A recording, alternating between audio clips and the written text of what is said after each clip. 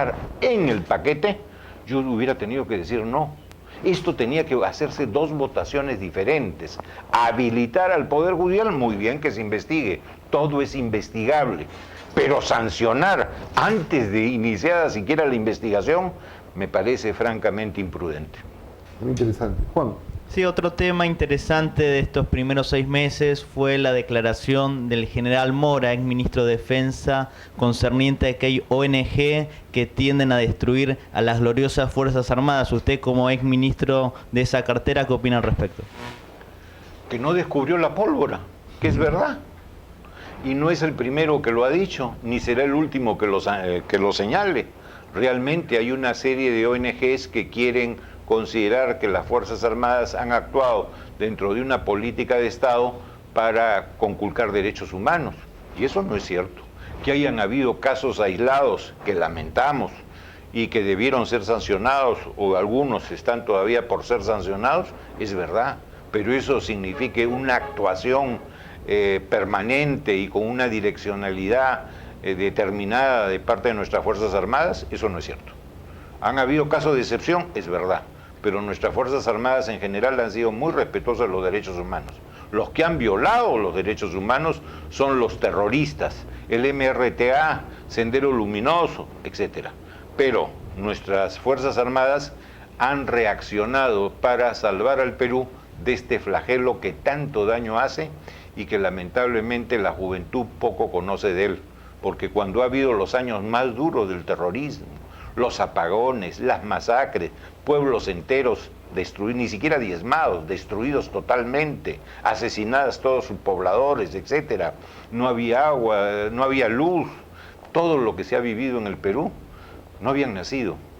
Y lamentablemente la comunidad mediática del Perú no ha cumplido con un precepto constitucional, que es colaborar con la cultura y con la instrucción. Ojalá que ahora, frente a esta pretensión del Movadef, que es el brazo legal de Sendero, estos medios de expresión, escritos, radiales y televisivos, salgan a hacer recordar al Perú lo que se sufrió y lo que aún se sufre en algunas zonas por el terrorismo homicida. Pero tenemos mucho de culpa ante los partidos políticos y los políticos. Creo que no se ha hecho lo suficiente para informar debidamente al país, sobre todo a las generaciones jóvenes, de lo que ha significado Sendero Luminoso y el MRTA para la economía, la sociedad y la política. O sea, las generaciones jóvenes, como dan cuenta, todos los estudios que se han hecho, no conocen qué fue Sendero Luminoso, quién fue Manuel Guzmán, qué hicieron de mal, de daño, de horroroso, de horrendo para el país. Yo creo que ahí hay un pecado compartido por todos los políticos y los partidos, principalmente. Sin ninguna duda. Tienes toda la razón, Víctor, pero también te voy a decir que los partidos son muchas veces cenicientas, que la gente está acostumbrada a dar una cuota para su club, da una cuota para la asociación de padres de familia del colegio de sus hijos o la escuela de sus hijos, pero cuando le pides una cuota, por más mínima que sea, para el mantenimiento de un partido, no, los partidos lamentablemente están solventados por unos cuantitos dirigentes. A veces no te llega el número ni siquiera a los dedos de una mano. En consecuencia, cuando no hay recursos es muy difícil hacer ese tipo de campañas. Pero yo te diría, volviendo la cosa o haciéndote un retruque, a la prensa. Cuando la Comisión de la Verdad y Reconstrucción y Reconciliación, supuesta reconciliación de las agrupaciones políticas, hubo dos que expresaron opiniones clarísimas y contundentes. Una fue el APRA y otra fue el PPC. En ese momento yo era su presidente. Eso está allí, en el informe de la Comisión de la Verdad. Está toda la transcripción de las dos presentaciones, del APRA y del PPC. Yo sugeriría, ¿por qué algún medio? Tú estás ahora escribiendo en La Razón. Así es. ¿Por qué no lo publican? Lo haremos. Sería bueno, para que vieran cuál fue la percepción de los partidos en aquel entonces. Ahora, como toda obra humana también, lo que dijo la Comisión y lo que escribió la Comisión de la Verdad y Reconciliación, tiene también no solamente cosas negativas, tiene cosas positivas. nos abrió los ojos respecto de la desatención que había del Estado a la educación y principalmente a las zonas altoandinas. Si hubiera habido una mejor posición de las zonas altoandinas y de sus pobladores, yo creo que las cosas hubieran sido diferentes. No hubiera habido el caldo de cultivos que nace en la Universidad Nacional de Huamanga con Abimael Guzmán, no hubiera habido ese campo fértil para que esto estuviera bien abonado, bien regado y con bastantes insecticidas. Ahí nace todo esto por falta de esa presencia clara del Estado y también de los partidos, ¿no? Pero sin embargo sigue siendo todavía antero el sector alto andino, el sector medio andino, sigue siendo el desafío más importante que el Perú tiene respecto a los pobres y a la pobreza. Los pobres ya son la tercera parte del país. O sea, quienes hablen ahora de mayorías ya no pueden hablar de los pobres. Las cifras son contundentes, ¿no? Y eso hay que reconocer que García, como el partido aprista, pero más Alan García como presidente, y tú participaste en su gabinete, redujo la pobreza de 49% a 32 o 33%. O sea, la tercera parte de los peruanos siguen siendo pobres. Y gran parte de esos pobres están todavía en las zonas de la sierra y de la selva. Y también, por supuesto, en las áreas urbanas de las capitales. El desafío sigue pendiente ahí, ¿no? Ahora que estamos viendo los 6 meses de gobierno de Antumala, en tu opinión, ¿qué tanto se ha avanzado con estos programas sociales en tratar de reducir la pobreza en esos ámbitos? Mira, yo te lo he dicho aquí en tu mismo programa y además se lo he dicho de frente al presidente García. Su primer gobierno fue un desastre, su segundo muy exitoso. Y muy exitoso realmente, gracias más que al partido aprista, al propio Alan García, Seguro, que quiso desmarcarse del primer gobierno y que la gente o la historia lo recordara por el segundo. Y ha tenido un buen gobierno. Pena que por algunas cosas, algo oscurecido por casos de corrupción en que no ha estado Alan García. Entonces es un poco injusto que esto maltrate y dañe a un buen gobierno que ha sido su segundo. Alan García ha reducido la pobreza, es clarísimo y todos lo han apoyado en eso. Pero en el tema de pobreza, ¿se puede resolver los temas de pobreza en un periodo presidencial?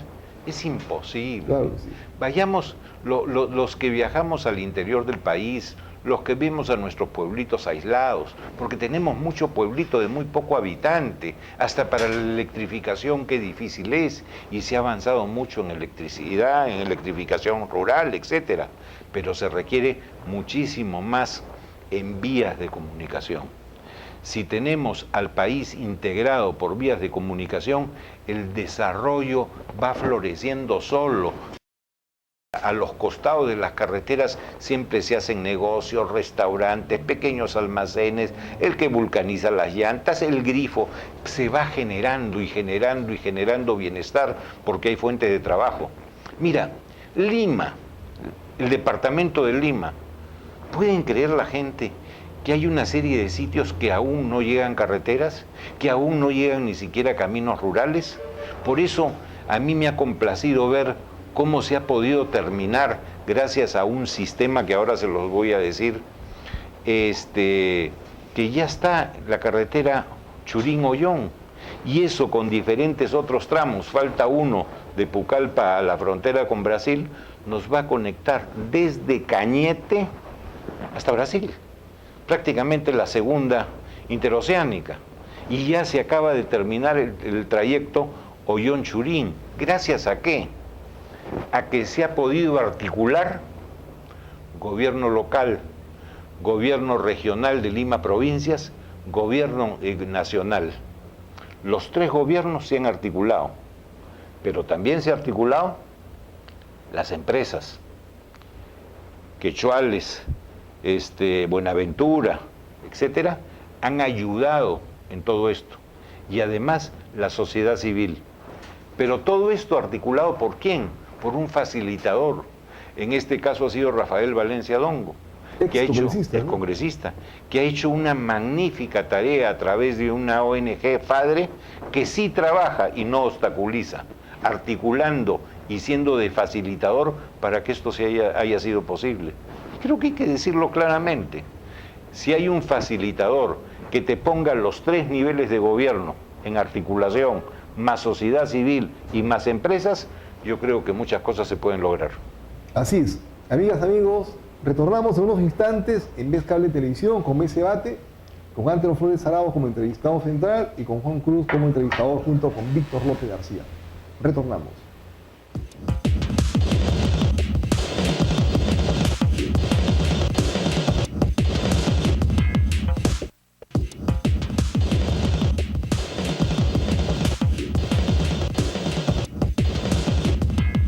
Minutos para las 12 en Mesa Debate en Vez Cable Televisión. Seguimos en esta entrevista con Antero Flores Arauz y con Juan Cruz.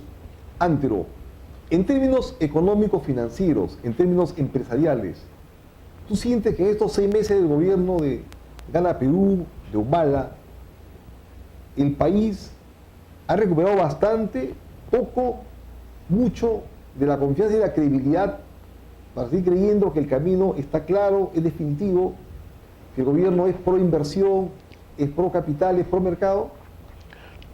Yo insisto, las dudas no se han disipado. Y no es que no se hayan disipado porque hay el caso de Conga pendiente, sino no se han disipado porque se ha puesto en algunos cargos a personas no adecuadas con una direccionalidad pro inversión. Esto es claro. Además, contra el éxito de la gestión atenta la situación general del mundo. Estamos en un mundo en crisis, en un mundo globalizado, en que Europa está sufriendo una crisis económica financiera muy fuerte. Ella nace además en los Estados Unidos de América con los papeles basura a través de los famosos derivados que respaldan 20 veces lo que debió respaldar una sola vez. Y a esto se suma que ha decrecido y va a seguir decreciendo, por lo menos aparentemente, el crecimiento de China, que es hoy día nuestro socio, yo diría el principal. El gran motor del mundo, ¿no? Y que es el que nos compra muchísimo nuestros minerales. Si esa economía se desacelera, evidentemente habrá problemas en los precios de los metales, de los commodities en general, y habrá también problemas en la cantidad que ellos importan. Y esto nos va a afectar. En consecuencia, desacelera lo externo nuestra supuesta aceleración interna. En consecuencia, el Perú tiene que tratar de buscar cómo elevar los niveles de vida al interior del país para que en alguna medida lo que no vamos a exportar sea sustituido por consumo interno de bienes con valor agregado. Yo creo que ese es nuestro nuestra gran meta que tenemos hoy día para los futuros años, ¿no?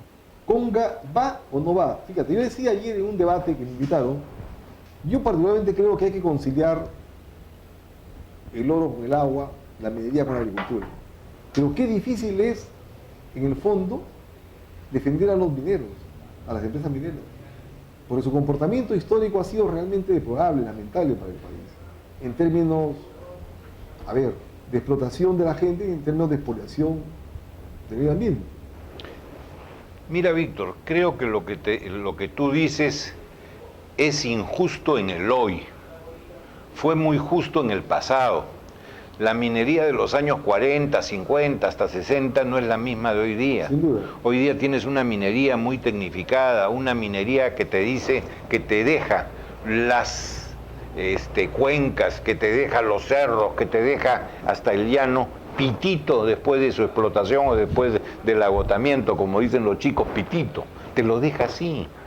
En consecuencia, lo que nosotros nos está quedando es el daño, la idea del daño que hacían los relaves en la zona de La Oroya, en la zona de Cerro de Pasco, en la zona de Jauja, en la zona de Huancayo. Eso es lo que se acuerda la gente, pero ¿te das cuenta? Es lo que te estoy diciendo. Esa inmensa cantidad de eso es lo que te estoy diciendo. eso, ¿no? Y el gran, ¿cómo te puedo decir?